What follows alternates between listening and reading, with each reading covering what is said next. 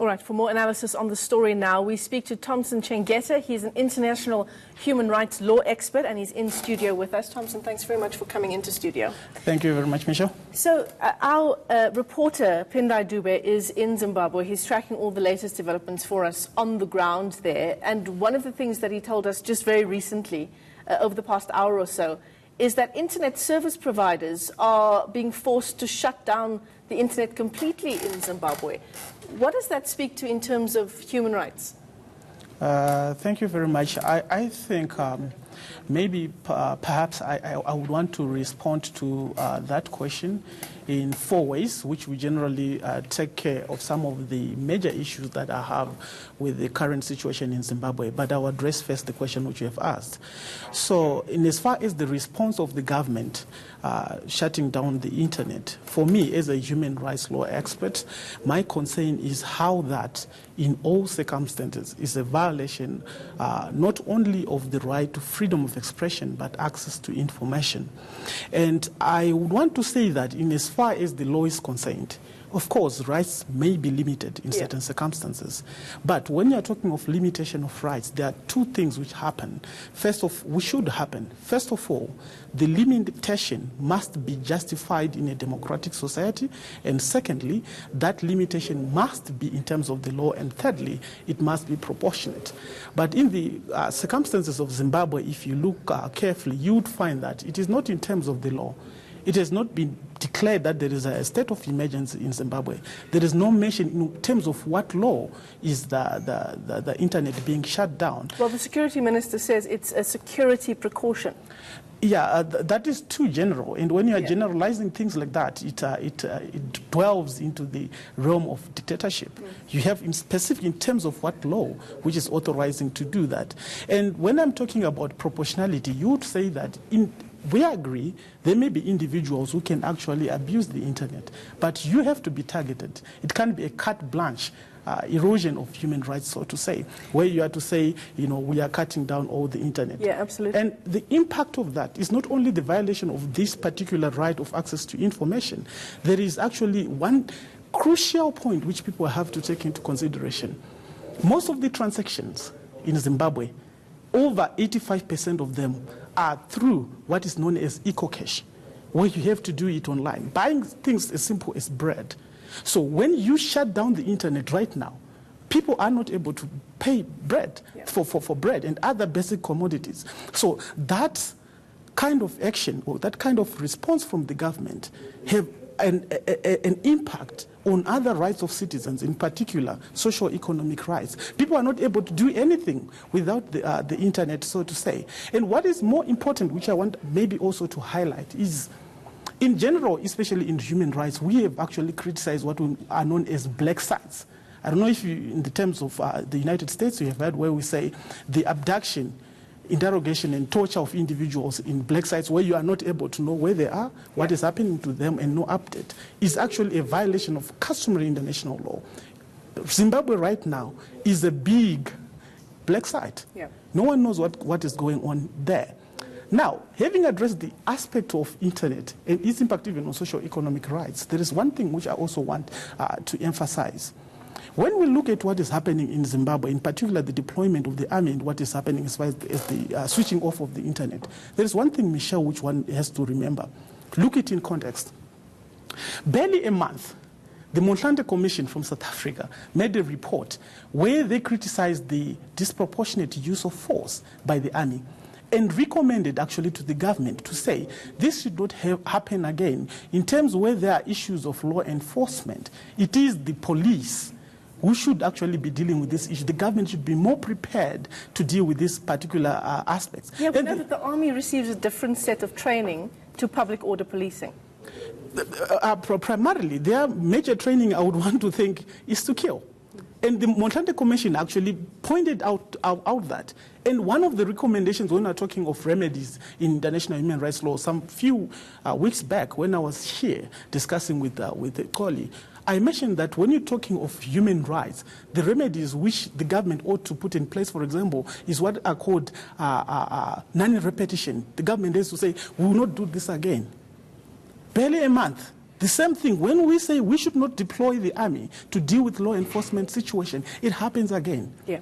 And you see why maybe people from the other end or the opposition groups starting to say the Home Atlantic Commission was perhaps just a whitewash, because in terms of behavior, nothing is changing. We are seeing the same set of actions happening. We are saying... I want to just pause for a second right there, because we don't have much time left. You were talking about the fact that a state of emergency has not been declared in Zimbabwe, and yet we are already in the midst of this humanitarian crisis. We're told the schools are closed, hospitals are unable to function, they're actually not taking in any patients. You're calling Zimbabwe sort of this black hole. No one knows what's going on in the country because of the shutdown of the internet. What is the role here of the MDC in terms of averting a crisis like this and not seem like they're still electioneering for the next elections? Thank you very much for that question. I think it leads me to one of the issues which I wanted to discuss about the duties and obligations even of private citizens aside the government. But before I talk of that, like the role which the opposition must play, I would want to emphasize, so that I'm not misquoted, that as far as the obligation to protect human rights is concerned, it is the obligation of the state, not opposition. Opposition are part of the citizens that actually need to be protected. As you may know, actually the Harvest House belonging to the opposition was actually also banned. But you're right when you are saying that what is the role which private citizens have to play in these circumstances? You know, the condemning of violence from all quarters is actually really necessary. We should hear from all quarters actually emphasizing on the aspect that in as much as people may have the right to demonstrate, they must do so peacefully. I wouldn't want to think that in as much as the government was even trying to say that the opposition is responsible for the violence that took place, I wouldn't want to think the opposition in the particular circumstances have any role to play except for the government actually in the national realm to invite them for talks. For me, that's the way forward which I see. This continued sorry for my way to say, arrogance on the part of the government to say we're going to do it alone. I don't think it is possible. As you may see right now, the situation in Zimbabwe is volatile, and the only way which can take the nation forward is where we need sincerity on both parties, and they need to get into a room and start talking. And on that aspect of the way forward, let me emphasize this aspect to say that the international community, in terms of the law, that is a state, SADC, there is a term or norm which has been actually coming up known as the responsibility to protect. Where you see that a state or a government is unable to protect its own citizens, there is an obligation to intervene. So it's not out of nowhere. It's set in most states. I have recognized that principle to say where a nation is failing to protect its own citizens continuously, there is an obligation on other states to intervene and assist in that situation. And there are many forms of intervention that can happen. And in Zimbabwe, can we not say that actually the government is failing to do so? As I was giving examples earlier to say, look, the same situation that happened in August, just the Motlanthe report coming late December, and yet we are in the same situation. Thompson, we are out of time, but this is my last question to you, and please make it quick. Emerson Mnangagwa, in the midst of all of this, is not in Zimbabwe.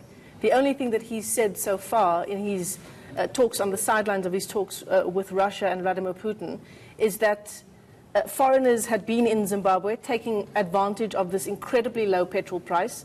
This was the only way forward for the government, a 150% increase.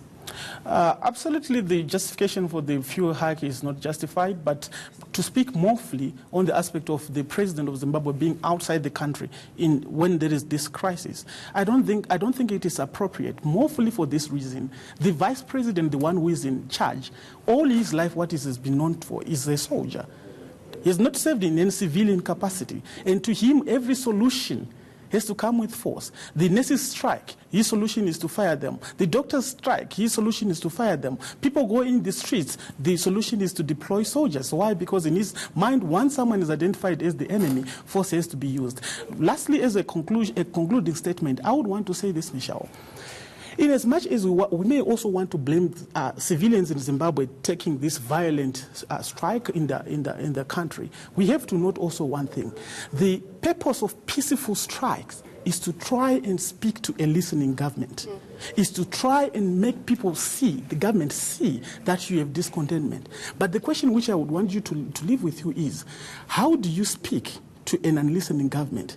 How do you make a blind government see? How do you even shame a shameless government?